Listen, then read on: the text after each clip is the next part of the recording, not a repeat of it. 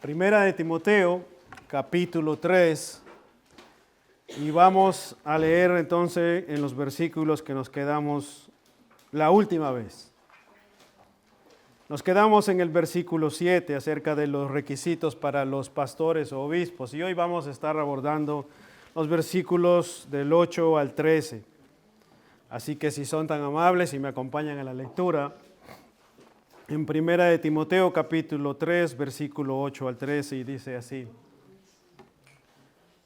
Los diáconos asimismo deben ser honestos, sin doblez, no dados a mucho vino, no codiciosos de ganancias deshonestas, que guarden el misterio de la fe con limpia conciencia, y estos también sean sometidos a prueba primero, y entonces ejerzan el diaconado si son irreprensibles. Versículo 11 dice: Las mujeres asimismo sean honestas, no calumniadoras, sino sobrias, fieles en todo. Los diáconos sean maridos de una sola mujer y que gobiernen bien sus hijos y sus casas, porque los que ejercen bien el diaconado ganan para sí un grado honroso y mucha confianza que es en la fe de Cristo Jesús o en Cristo Jesús. Quiero pedirles entonces, si son tan amables y me acompañan a orar, ¿qué les parece?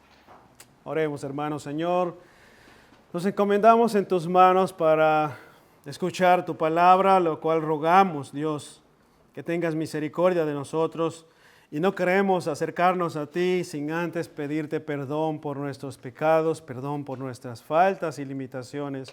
Y yo primero, Señor, te pido perdón por mí mismo. Te ruego asimismo que nos asistas, que apliques tu palabra a nuestras vidas y que podamos, Señor, ser animados, exhortados y consolados a través de ella en esta tarde. En el nombre de Jesús te lo pedimos. Amén. Hermanos míos, si algún día tienen la oportunidad, aquellos que tienen un espíritu aventurero, aquellos que tienen un espíritu de aquellas personas viajeras, y tú tienes ese espíritu de viajero, si algún día te animas a venir desde Suecia en auto hasta Dinamarca, puedes encontrarte con la gran sorpresa delante tuyo en una carretera en medio de un mar abierto, el mar Báltico, con un gran puente impresionante delante tuyo. Un puente que mide más de 7 kilómetros de largo, y es el puente de Øresund. Así se llama ese puente. Y ese puente, hermanos míos, tiene una capacidad de 4 carriles de ida y 4 carriles de vuelta. Y no solo eso, sino que por debajo de la autopista que lleva a este puente, cruza una vía de ferrocarril de ida y vuelta. Este puente, hermanos míos, es sumamente alto y sumamente ancho, y lo más impresionante es que cuando llevas ya algunos kilómetros recorriendo ese inmenso puente, de pronto ves que desciende bajo el agua y se mete por debajo del agua, y cuando tú sales ya al otro lado del puente, has llegado a Dinamarca. Y apareces en Copenhague, la capital de Dinamarca. Así de impresionante es ese puente. Hermanos míos, ahora imagínate que tú deseas cruzar precisamente ese puente y se te ha metido el espíritu aventurero después de esta descripción que te he dado y dice: yo tengo algún día que cruzar con mi auto por ese puente. Imagínate que haces eso y vas a cruzar precisamente ese puente, y delante tuyo ves ese puente impresionante, pero lo ves medio agrietado, medio como que está tambaleándose, medio como que está cayéndose de pronto alguna viga de sostenimiento. Imagínate el mar Báltico debajo, ese puente inmenso, 7 kilómetros de largo. ¿Tú cruzarías ese puente cuando ves un puente de esa magnitud, tan alto, con un mar debajo? ¿Te aventurarías a cruzar un puente que está agrietado de esa manera?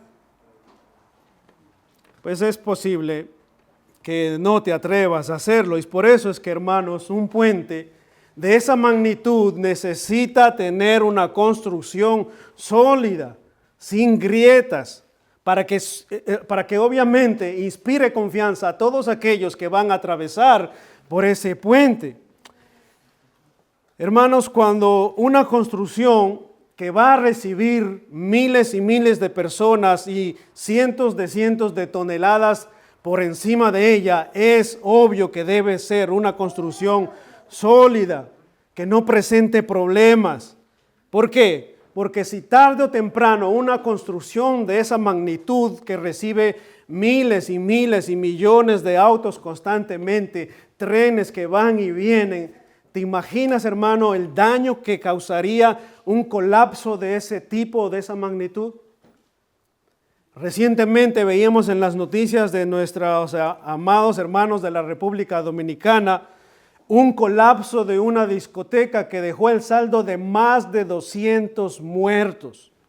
Más de 220 muertos. Al día de hoy se cuenta como 226 muertos. ¿Qué pasó? Una megaconstrucción que albergaba precisamente los fines de semana en las noches de ese país, en la capital Santo Domingo, colapsó completamente, matando a más de 200 personas al instante. Esto ha llegado a conmocionar y ha traído tanta tristeza y daño precisamente al país. Entonces tú te imaginas qué es lo que sucede cuando construcciones como estas colapsan, cuál es el daño que trae. Ahora, hermanos, traslada esto a la iglesia como una estructura. Traslada eso a la iglesia ahora como una estructura. Si el daño que causan estas grandes construcciones cuando caen es tan grande, tan doloroso y tan impresionante, cuánto más grande es el dolor, el sufrimiento y el daño que trae cuando los líderes de la iglesia, que son los pilares de la iglesia, colapsan, caen o fracasan o tienen grietas en su vida que tarde o temprano traen un daño inmenso, no solo moral, sino espiritual dentro de la iglesia. ¿Te das cuenta la magnitud del problema, hermanos míos? Un servidor dentro de la iglesia de Cristo, ya sea pastor o diácono, tiene una figura, es una figura similativa o una figura que se asemeja de una u otra manera a un puente. Un pastor, un diácono tiene una figura que se asemeja a un puente porque el pastor y la iglesia o el pastor está constantemente tratando de llevar a la iglesia a conectarse con Dios. Lo mismo hacen los líderes o los diáconos en este caso que es nuestro tema.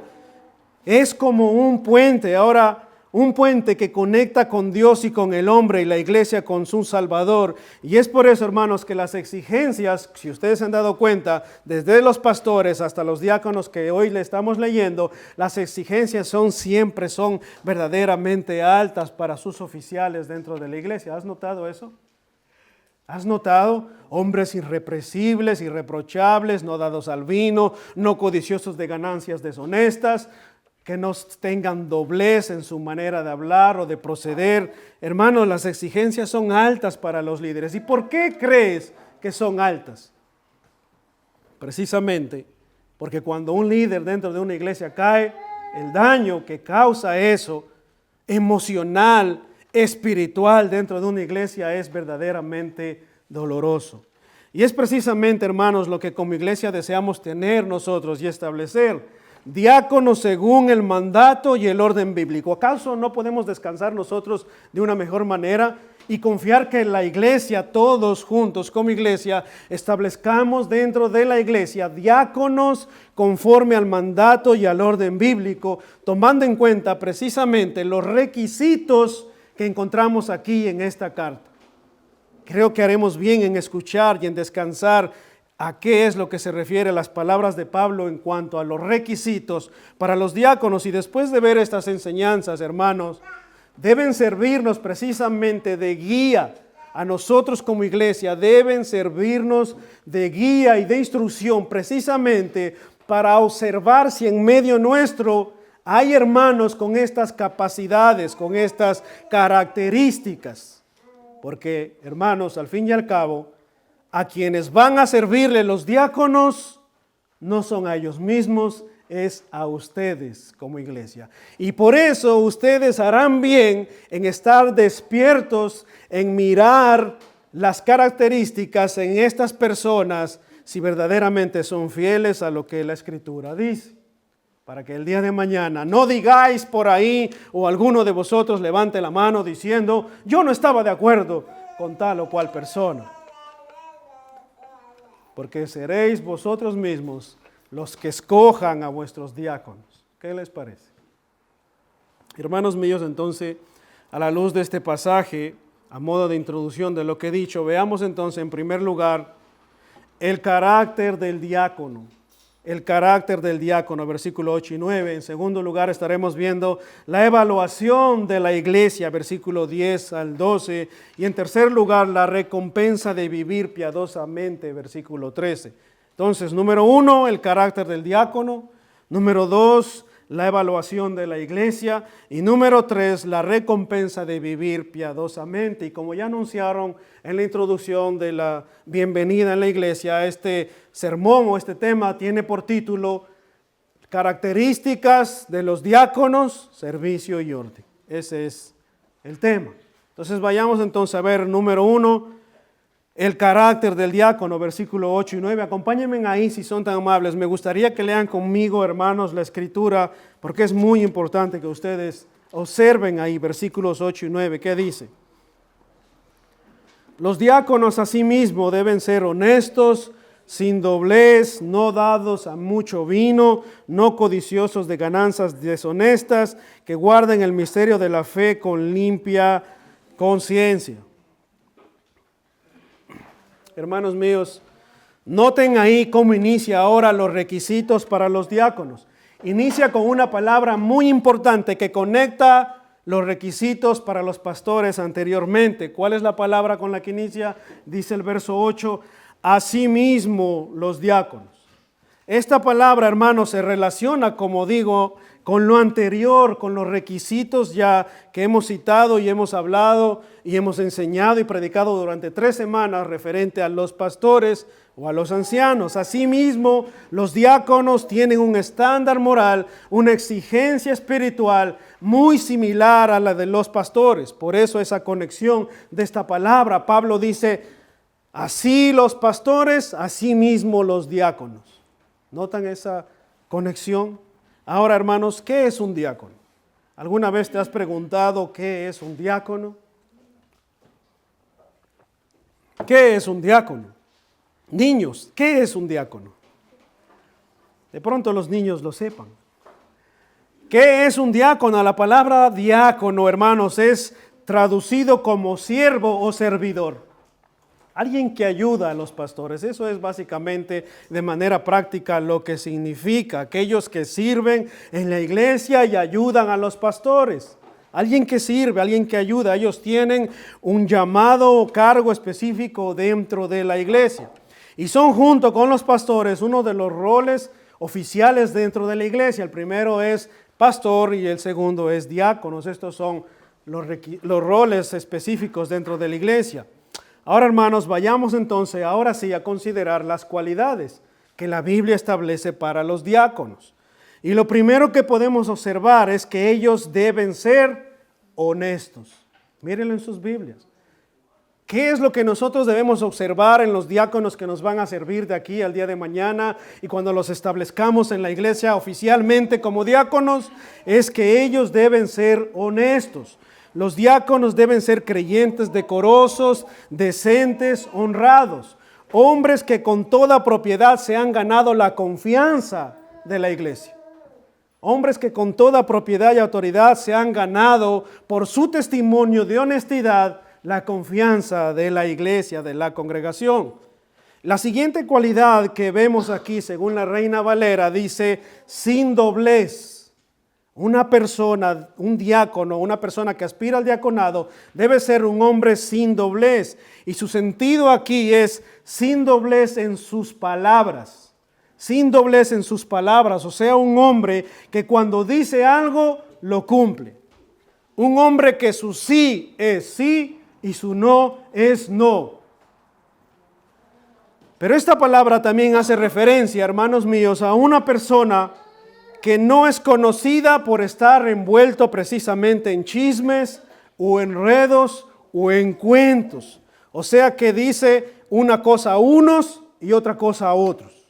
El diácono no debe tener esta característica. ¿Por qué? Porque es un hombre de una sola palabra. Él lo que dice, lo cumple. Si él dice voy, él viene. Si él dice voy a estar, voy a estar. Y si él dice yo comienzo esto, lo termina.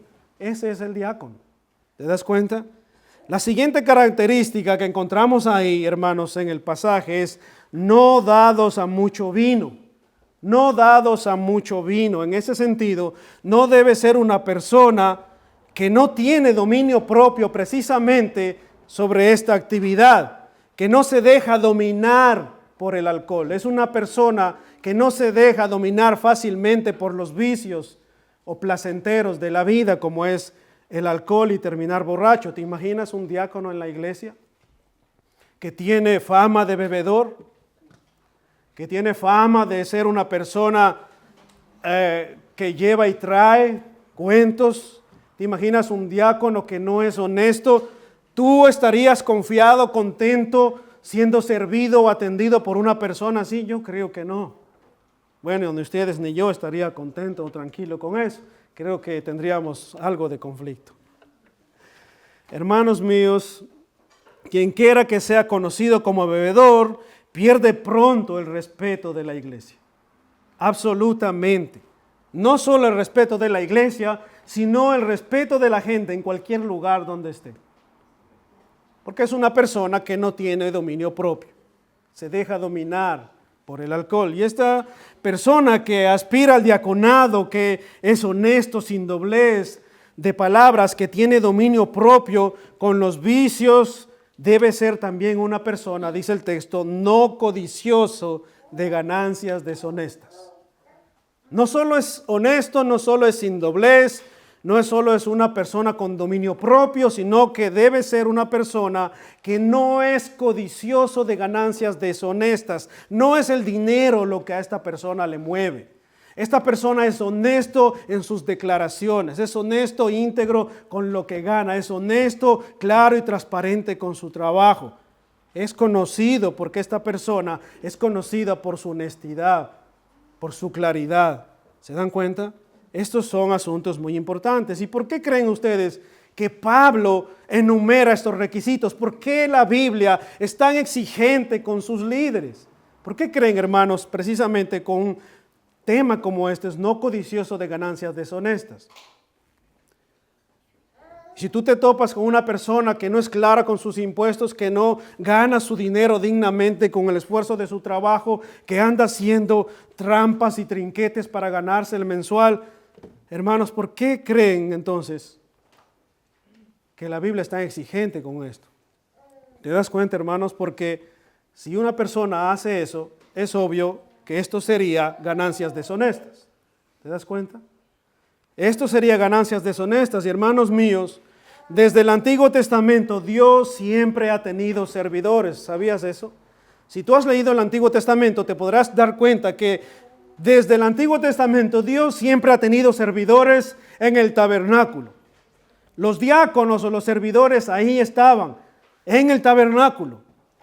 En el templo, cuando pasó el tiempo del tabernáculo, se construyó el templo, los diáconos, ya hermanos, no estaban solo dentro del templo, sino que ahora los diáconos son el templo.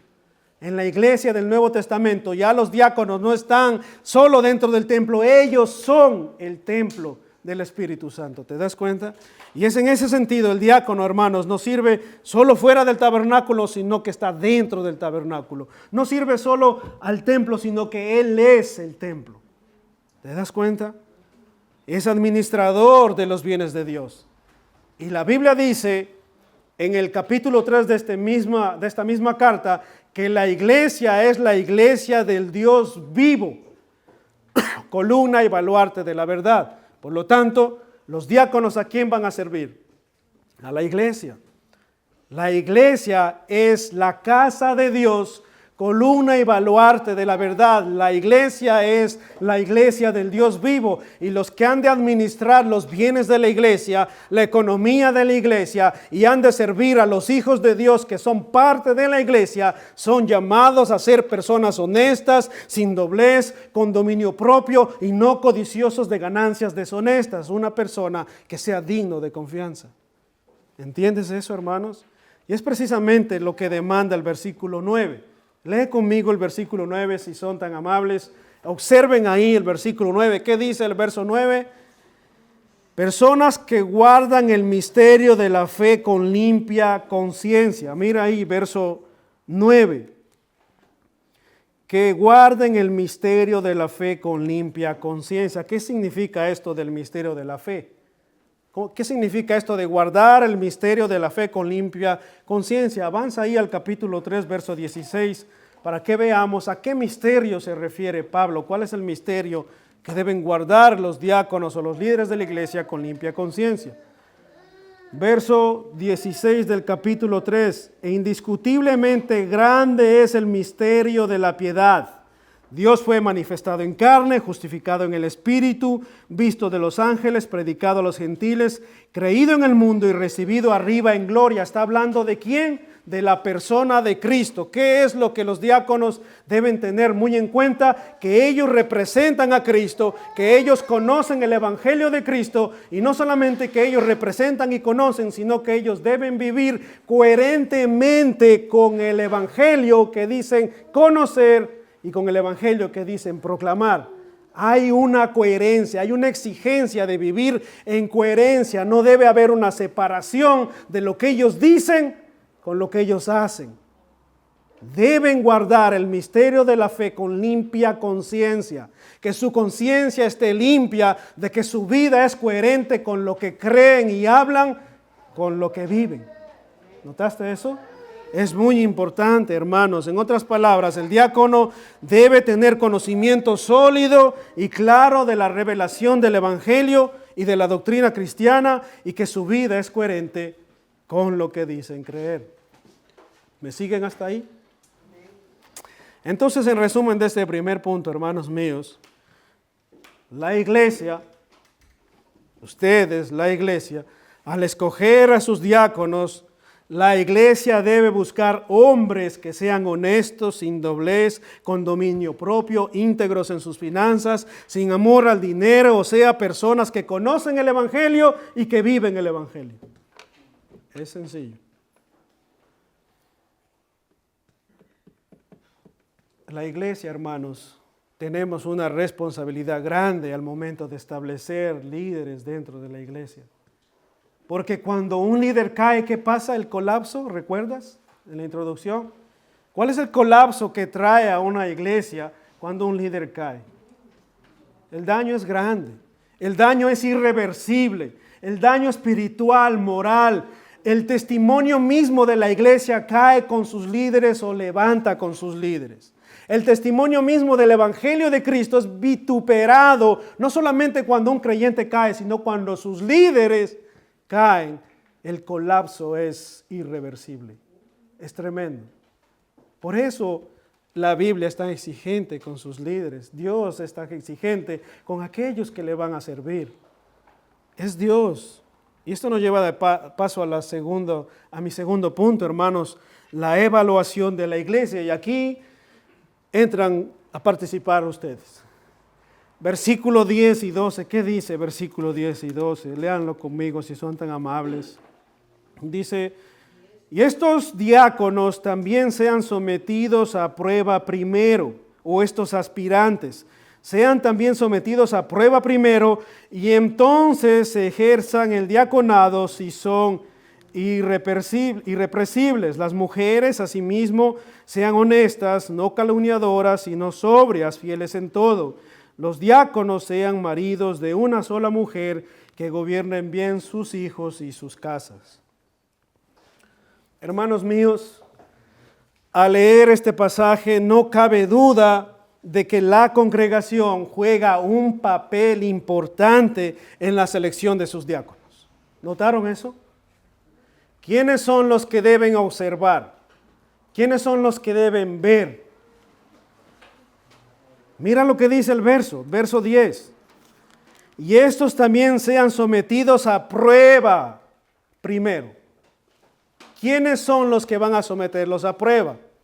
Los pastores tienen su parte. La iglesia, hermanos míos, a la iglesia es que van a servir estos hombres. Este pasaje, hermanos, no deja lugar a duda de que la iglesia, hablando la iglesia en su membresía oficial, tiene un papel importante, tiene un rol importante. Ahora, permítanme hacer una pequeña aclaración aquí. Hermanos míos, el poner a prueba a los diáconos no se refiere a que apenas va a ser un hombre sometido a prueba. No es a eso a lo que se refiere. No es que va a pasar un tiempo sometido a prueba durante 6 meses o un año. No. No sé si ustedes, quisiera ilustrarlo de esta manera. No sé si ustedes en alguna vez, no sé de qué manera ustedes conocieron a su esposa, pero estoy muy seguro que te pasó igual que a mí. Cuando nosotros estamos conociendo y somos jóvenes o éramos jóvenes y estábamos conociendo a esa persona que hoy es nuestra esposa o nuestro esposo, ¿cuál era la actitud que nosotros teníamos durante el tiempo de conquista? ¿Cuál era la actitud, el comportamiento, la educación, la caballerosidad? ¿Cuál era la educación? ¿Cuál era todas esas cosas que nosotros ponemos en práctica? Las mejores caras, las mejores ropas, las mejores cepilladas de dientes como nunca antes lo habíamos hecho. Porque precisamente nos íbamos a ver con aquella persona que a nosotros nos interesa muchísimo. ¿Y cuál era el objetivo? Conquistar. Y la mujer, ser conquistada. Aunque también conquista. Es una verdad. Ahora, hermanos míos, cada uno utilizó durante un tiempo hasta que llegó la conquista y la conquista se consumó. Entonces ya después los detalles, las flores, las cepilladas, eso ya pasó a segundo plano. Luego ya nos levantamos con los mismos olores, con las mismas fragancias y con las mismas ropas y nos vemos hasta en pijama y todas esas cosas que ustedes ya saben cómo es después. Pero el tiempo de conquista, hermanos míos, siempre ponemos empeño. Pues es algo así como lo que quiere decir este pasaje precisamente. Que no es que a los diáconos vamos a someterlos a prueba desde ahora en adelante hasta que sean nombrados, porque ellos caerían en la tentación precisamente de querer conquistarnos con su buen comportamiento, su buena actitud y todas estas cosas que ya hemos dicho. ¿Se dan cuenta? No, hermanos míos, no debe ser así con los diáconos. Los diáconos son personas que ya han estado sirviendo en medio de la iglesia. ¿Sabes por qué? ¿Por qué han estado sirviendo ya en medio de la iglesia? Porque servir es un don. Servir es un don, el servir es un don. Muchos quieren un cargo o simplemente una posición, pero pocos sirven sin esperar nada, ningún cargo, ninguna posición. Entonces son personas que ya han estado involucradas en el servicio de una u otra manera dentro de la iglesia. Y esas personas que tú debes observar. Vayamos, si son tan amables, a Hechos 6. Acompáñenme ahí. Hechos 6. Hechos capítulo 6, versículo 1. Hechos capítulo 6, versículo 1.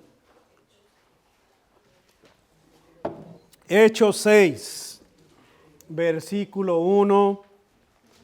Y me gustaría que me acompañen todos ahí para que observemos unos detalles muy importantes, muy importantes. Quiero que leamos todos, hermanos, este pasaje porque verdaderamente es muy práctico para la iglesia. Mira ahí Hechos 6, 1, y es el pasaje que leyó nuestro hermano en la lectura congregacional. Dice, antes de leer este pasaje quiero hacer una aclaración. Muchos toman este pasaje para decir que ahí surgió el oficio del diaconado, pero no hay una base clara para decir que así fue. Lo que sí vemos aquí es que hay una base y un principio que se desarrolló después en las iglesias paulinas, en las iglesias que plantó el apóstol Pablo, que se describe precisamente lo que los diáconos iban a hacer. Si ustedes leen ahí, lo van a notar. Hechos 6.1 dice, En aquellos días, como crecía el número de los discípulos, hubo murmuración de los griegos contra los hebreos, de que las viudas de aquellos eran desatendidas en la distribución diaria. Entonces los 12 convocaron a la multitud de los discípulos y dijeron: no es justo que nosotros dejemos la palabra de Dios para servir a las mesas.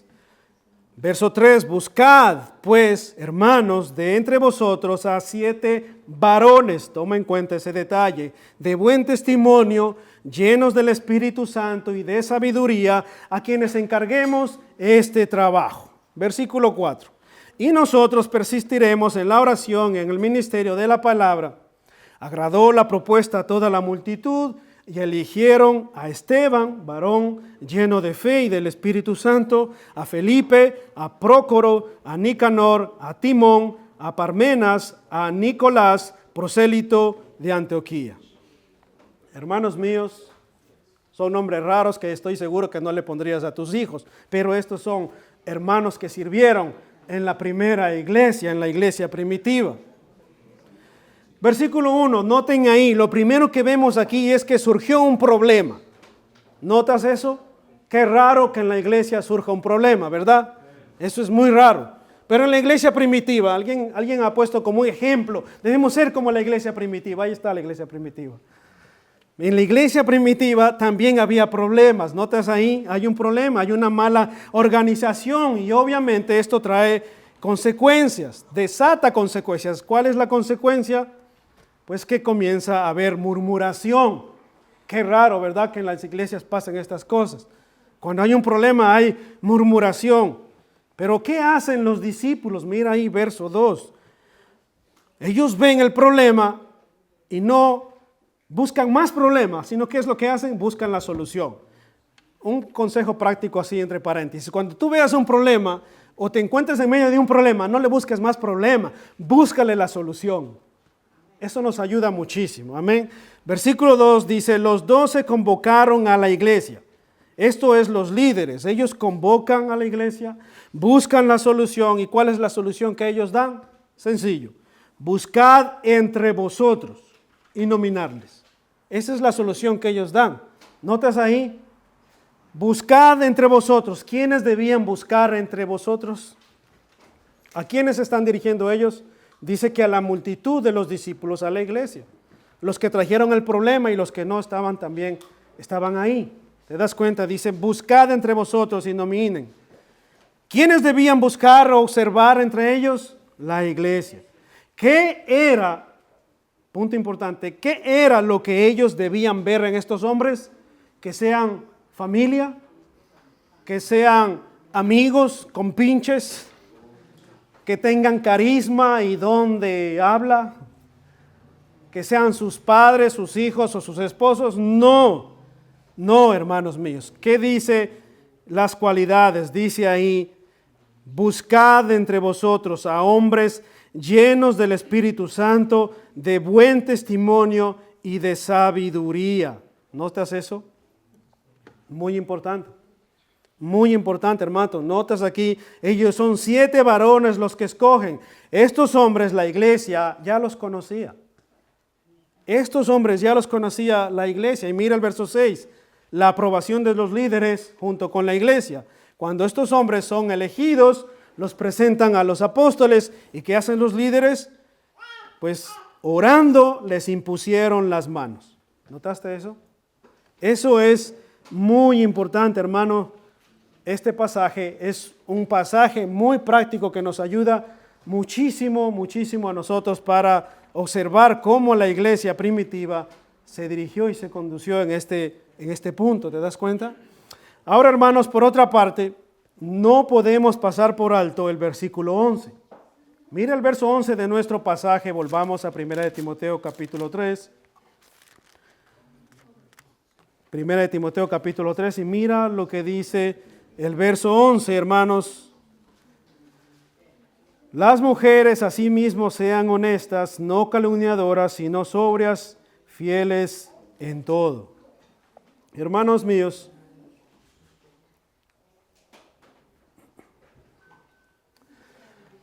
algunos han llegado a sacar un oficio más de este pasaje.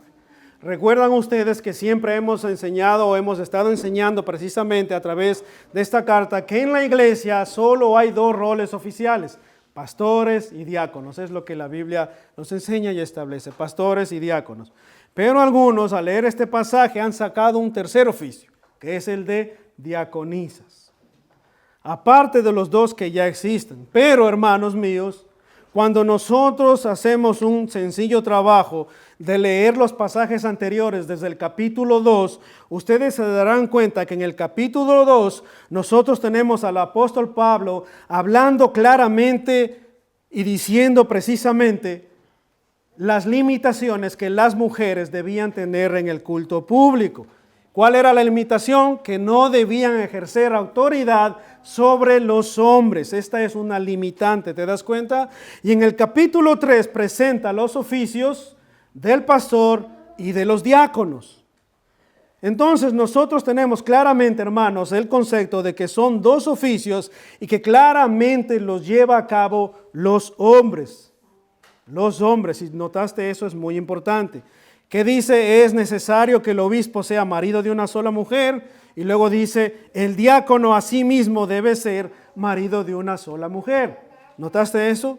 Mostrando, hermanos, así la misma responsabilidad, pero también la misma visión de que los hombres son los que ejercen este oficio de pastorado y diaconado. La Biblia, hermanos, es muy importante que tomemos en cuenta siempre cuando vamos a interpretar un pasaje, los versículos anteriores y los versículos que continúan. En el capítulo 2 ya Pablo había puesto la limitante a la mujer, ¿te das cuenta? Estamos dentro del contexto del culto congregacional, del culto público. Ese es el contexto en el que Pablo está hablando y poniendo estas limitaciones, ¿te das cuenta? Pero, hermanos míos, la dificultad se presenta, aquí les traigo la dificultad, miren la dificultad conmigo. La dificultad se presenta cuando en el versículo 11 hace como una especie de paréntesis y así dice también, y así también las mujeres, ¿ves? Como si fuera un oficio aparte u otro oficio más. Pero la palabra mujer, ahí en el griego, puede significarse también esposa. Entonces, hermanos, eso ha traído un poco de confusión a algunos que han insistido precisamente de que el oficio de diaconisa es posible. Entonces sería ya un tercer rol o oficio dentro de la iglesia y obviamente nosotros no estamos de acuerdo con eso. Pero, hermanos, la respuesta directa, que si hay diaconisas o no dentro de la iglesia, la respuesta clara y sencilla para no liarles más con este asunto es no rotundo. No hay tal cosa, por el hecho precisamente de la limitante del capítulo 2, por la limitante del capítulo 3 de que deben ser maridos de una sola mujer, pastores y asimismo los diáconos, y porque la Biblia solo reconoce dos oficios. Con esto termino esta parte, por lo tanto, ¿a quiénes se refiere aquí en este pasaje entonces? Obviamente nosotros concluimos que se refiere a la esposa, a la esposa. Hermanos, hasta de manera práctica, la conclusión a la que llegamos es lógica. ¿Sabes por qué? Imagínate el rol y la labor de los diáconos. ¿Qué deben hacer los diáconos? Muchas veces se recoge alimentos y ellos mismos se encargan de llevar a las personas necesitadas. Los diáconos tienen roles también asimismo de visitar enfermos, de visitar hermanos, de atenderlos en sus necesidades. Ahora, imagínate que entonces dentro de la iglesia hay diáconos hombres y diaconisas mujeres. Entonces imagínate un diácono diciéndole a su esposa, esposa mía, o hay una necesidad, tengo que ir a visitar a un hermano o a una hermana y me va a acompañar la diaconisa tal. ¿Qué crees que le va a decir su esposa? Vayan con Dios, que Dios les bendiga. Gloria a Dios porque están haciendo la labor. Obviamente, hermanos míos, que no es coherente, no es lógico, no es sabio que un hombre haga eso, vaya solo. ¿Se dan cuenta? Hasta por lógica, en ese sentido debemos ser sabios. No es prudente. Como no es prudente hablar cuando el predicador está predicando. ¿Te das cuenta? Hay que tener prudencia. En ese caso no necesita, hermanos, un hombre decirle a su esposa, me voy con la hermana diaconisa a atender tal o cual asunto. ¿Qué hace el diácono? Va con su esposa. le acompañe a su esposa. Y esto es muy importante, que la esposa le acompañe en su labor. Entonces, en resumen, hermanos, ya vimos que la iglesia juega un papel importante al observar las características bíblicas de los diáconos, al confirmar también que es así como los diáconos se están conduciendo. ¿Qué hace la iglesia? Hermanos míos, la iglesia tiene una responsabilidad importante. La iglesia observa a sí mismo que los diáconos se conducen según la Biblia para establecerlos como diáconos y obviamente servir así a la iglesia. Y esto nos da paso a nuestro tercer punto, la recompensa de vivir piadosamente. Ya hemos visto el carácter del diácono, la evaluación de la iglesia. Veamos ahora en tercer y último lugar la recompensa de vivir piadosamente. Versículo 13, ¿qué dice ahí, hermanos? Porque los que ejerzan bien el diaconado ganan para sí un grado honroso y mucha confianza en la fe que es en Cristo Jesús. Quiero leerles otra versión de ese mismo pasaje, de ese versículo, y escuchen lo que dice esta versión. La versión Dios habla hoy dice: los que hagan bien su trabajo como diáconos serán recompensados con el respeto de los demás y aumentarán su confianza en la fe que es en Cristo Jesús. Hermanos míos, no cabe duda de que el servicio fiel tiene sus recompensas. No cabe duda de que el servicio fiel tiene sus recompensas. Dice el verso 13 que aquellos que ejerzan bien el diaconado ganarán un grado honroso y mucha confianza en la fe que es en Cristo Jesús. ¿Oyeron eso? Ganan un grado honroso, un grado de respeto. Estas son las recompensas precisamente de servir bien fielmente. No son recompensas que uno se está buscando, son recompensas que Dios otorga precisamente a aquellos que le sirven fielmente. ¿Te das cuenta? Así que, ¿qué implica esto, hermanos? ¿Qué implicaciones tiene todo esto para nosotros como iglesia? ¿Qué implica esto? Quiero llevarlos a reflexionar para que vayamos terminando. Una corta reflexión. Escuchen aquí, pongan atención. Piensen en esto un momento. ¿Cómo se vería una iglesia donde los pastores y diáconos son amadores del dinero, groseros, maleducados, insensibles y llevados por todo tipo de vicios? ¿Qué efecto causaría en la iglesia y en la sociedad líderes con estas descripciones? Pastores o diáconos llevados por todo vicio, amadores del dinero, insensibles. ¿Qué efecto causaría no solo en la sociedad, sino a la iglesia? ¿Qué efecto podría traer esto de bendición o de beneficio para la iglesia? ¿Te das cuenta? Pues esto implica, hermanos, oigan esto con mucha atención. Esto implica que si nosotros no somos cuidadosos al momento de colocar a alguien en una posición de autoridad, tomando en cuenta primero las características que la Biblia nos manda, antes que ver su carisma o su manera de hablar o sus dones o talentos, si no tomamos en cuenta primero su carácter, podríamos caer precisamente en el descrédito como iglesia. ¿Te das cuenta? Hermanos, esto tiene implicaciones muy importantes para nosotros como iglesia. Si nosotros, hermanos, al momento de colocar a alguien en una posición de autoridad, no tenemos cuidado de las características, del carácter que la Biblia describe para tales personas, podemos estar causando un daño no solo a nosotros mismos como iglesia, sino también a la causa de Cristo y al Evangelio. ¿Notas eso? Por eso, hermanos, es tan importante que al momento de establecer el diaconado dentro de la iglesia, que son roles importantes oficiales dentro de la iglesia, nosotros que somos parte de la membresía oficial de la iglesia, observemos con atención, no porque me cae bien, no porque es chistoso, no porque me llevo bien y es mi amigo, no porque es mi esposo, no porque es mi familiar, no, tiene que tener las características bíblicas que la Biblia establece. Porque no es el asunto el asunto no es que es nuestra iglesia, el asunto es que la iglesia es de Dios y es la casa de Dios. ¿Te das cuenta?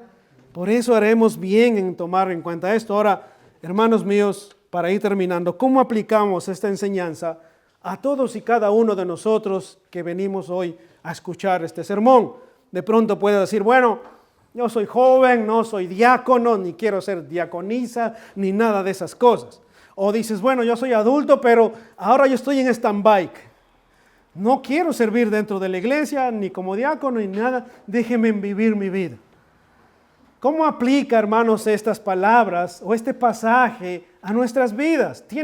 Ustedes no creen que la palabra de Dios, como dice 2 de Timoteo capítulo 3, verso 16, que toda la escritura es inspirada por Dios y útil para nosotros, para todo lo que nosotros queramos ver dentro de la escritura, es útil porque redarguye, reprende, exhorta, corrige.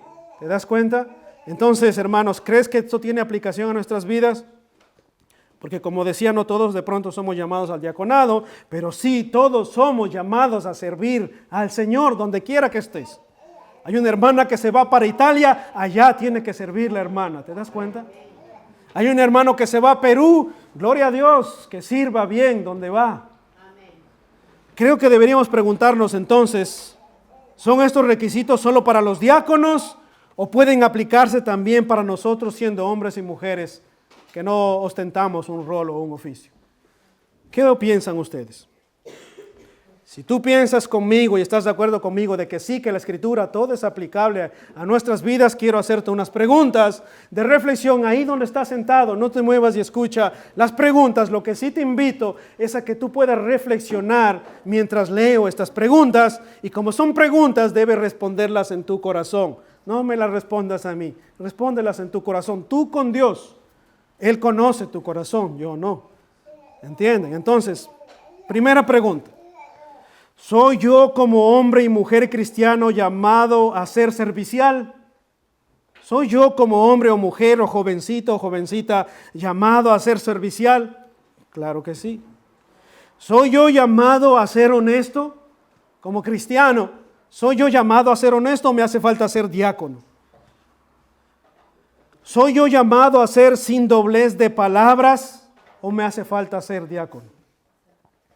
¿Soy yo llamado a tener cuidado con el alcohol y cualquier vicio que pueda desacreditar mi testimonio como cristiano? ¿Cómo me estoy ganando el dinero? ¿Con trampas, estafando a alguien o al Estado? ¿O estoy siendo íntegro, transparente? ¿O estoy siendo codicioso de ganancias deshonestas? ¿Cómo lo estoy llevando a cabo, seas hombre o mujer? ¿Cómo lo estamos haciendo? Responde estas preguntas a la luz de lo que hemos visto, hermanos míos.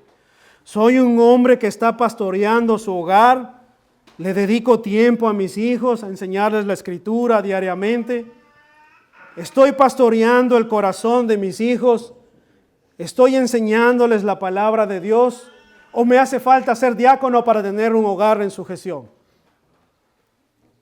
Respóndete, hermano mío, como hombre. ¿Estoy yo pastoreando el corazón de mi esposa? ¿O quién es el que está pastoreando el corazón de mi esposa? ¿Estoy yo aprendiendo más de la escritura para ayudarle en sus debilidades, en sus necesidades? ¿O a quién acudo yo para pastorear el corazón de mis hijos y el corazón de mi esposa? ¿Me hace falta ser diácono para tener un hogar en sujeción?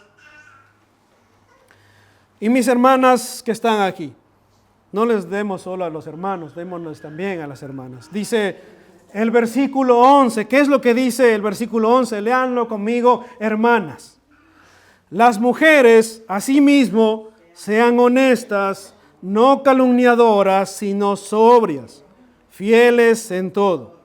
Entonces, nuevamente, pregúntate ahí, hermana mía, como mujer.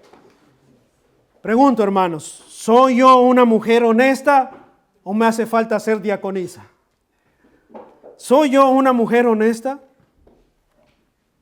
Que esto interpele nuestros corazones, hermanos. ¿Soy una mujer calumniadora? Si no sabes lo que es calumniadora, te traigo una definición. Calumniadora es atribuir, o calumniar es atribuir o imputar falsamente a una persona palabras, actos o intenciones con el fin de causarle daño o de perjudicarle. ¿Qué es calumniar? Imputar falsamente a una persona palabras, actos o acciones con el fin de causarle daño o perjudicarle. Pregúntate entonces, hermana mía que estás aquí, ¿Soy una mujer calumniadora? Tal vez. ¿Tengo problemas con el hablar de más o el hablar con quien no debo hablar? ¿Cuál es mi situación? Siguiente pregunta. ¿He sido una mujer sobria?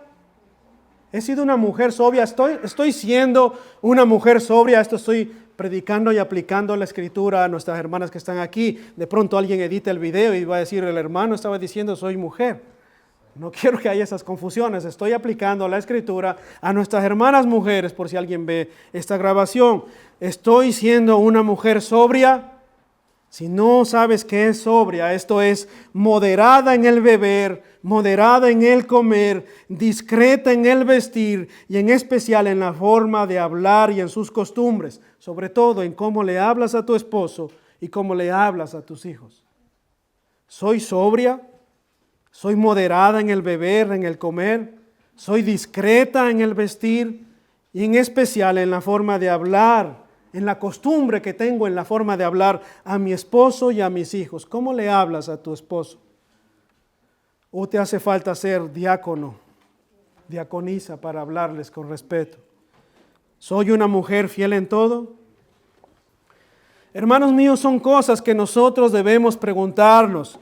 Si toda enseñanza que escuchamos se aplica a nuestras vidas, a nuestros corazones, podríamos concluir que sí, rotundamente, claro que sí. Toda la escritura se aplica a nuestras vidas, tiene una aplicación práctica a nuestras vidas. Entonces la pregunta es, a la luz de esta escritura, a la luz de este pasaje, ¿cómo vamos a vivir nuestras vidas? ¿Nos va a hacer falta cubrir un rol o tener la autoridad de un rol como diácono para vivir vidas coherentes al Evangelio? Esa sería la pregunta. Podías interpelarte en tu corazón y preguntarte, ¿acaso me hace falta una posición para comenzar a comportarme como Dios manda, digno del Evangelio, como un hijo de Dios? Ahora imagina, hermano, a qué grado honroso de respeto ganaríamos como cristianos en esta sociedad si todos trabajamos y nos preocupamos precisamente por cuidar nuestro testimonio, por vivir conforme a la Escritura, por vivir conforme a los estándares de Dios. ¿Te imaginas qué influencia y qué impacto tendríamos en la vida, no solo de la iglesia, sino de la sociedad y de nosotros mismos cuando comencemos a vivir conforme a los estándares de la palabra y no conforme a mi pensamiento, a mi deseo, a mi intención? ¿Te das cuenta? Cuando comenzamos a vivir conforme a la palabra de Dios, ganaremos entonces un grado honroso dentro de cualquier lugar donde estemos. Ganaremos un grado de respeto en cualquier lugar donde caminemos y estemos. Amados hermanos, tú y yo, óyeme esto, tú y yo no podemos ser personas cuya fe y vida destruyan la verdad de Dios, cuya vida deshonre el Evangelio de Cristo. Todos como cristianos hemos sido llamados a vivir vidas dignas, transformadas precisamente por el Evangelio. Y tengo una última pregunta y con esto termino. Si el Evangelio ha llegado a tu vida, ¿qué ha pasado después de ahí? Desde que el Evangelio llegó a tu vida, ¿qué ha pasado después de ahí? Aquellas debilidades que mencioné a modo de pregunta, después de que el Evangelio llegó a tu vida, impactó tu vida y tu corazón, ¿qué ha pasado después de eso? ¿Has notado un cambio? ¿Has notado un abandono? ¿Has notado un antes y un después con las debilidades que mencionábamos a modos de preguntas? ¿Notas un antes y un después? ¿Hay un cambio después de que ha llegado el Evangelio a tu corazón? Quiero animarte, hermano mío, hermana mía, que consideres esta enseñanza y la apliques a tu vida, la consideres, la medites, no la dejes en el olvido. No vengas solamente hoy escuchando como diciendo, bueno, un domingo más, hermano y hermana y jovencita que estás aquí. No salgas de esa puerta olvidándote lo que has escuchado. No salgas de esa puerta en la misma condición con la que llegaste. No salgas de esa puerta esperando un rol o un cargo para tener una vida digna del Evangelio. No hagas eso. No hagas eso. Quiero invitarte, hermano mío, a que medites en esto. Medites en la palabra, medites en el mensaje. Los roles y requisitos son una cosa, pero todos somos llamados a vivir una vida digna del Evangelio. ¿Por qué? porque aquel que nos salvó, aquel que nos trajo de tinieblas a la luz, aquel que es santo, glorioso, el Rey de Reyes, que se despojó de su gloria, Él es digno de que vivamos tú y yo una vida digna del Evangelio. Una vida digna del Evangelio. ¿Te animarías a pensar en esto y a meditar en eso? Medita un tiempo. Esta semana ponte un desafío. Quiero vivir a la altura de vivir el Evangelio. Quiero vivir a la altura que Dios pide y exige y demanda de mí. Si Él abandonó su trono y su gloria, ¿por qué yo no voy a abandonar estas debilidades que todavía están en mí? Quiero abandonarlas. Por lo tanto, dejaré de ser deshonesto. Comenzaré a ser honesto, íntegro. Ya no voy a andar hablando faltando al respeto. Ya no voy a andar hablando con quien no debo hablar. Ya no debo hablar más de la cuenta de lo que debo hablar. Comenzaré a trabajar. Comenzaré a tratar con respeto a mi esposa. Comenzaré a tratar con respeto a mi esposo. Hablarles con mansedumbre, con templanza, con amor, con gracia. Y que haya precisamente un antes y un después en nuestras vidas. ¿Qué les parece? ¿Me acompañan entonces a orar por esto? Amén.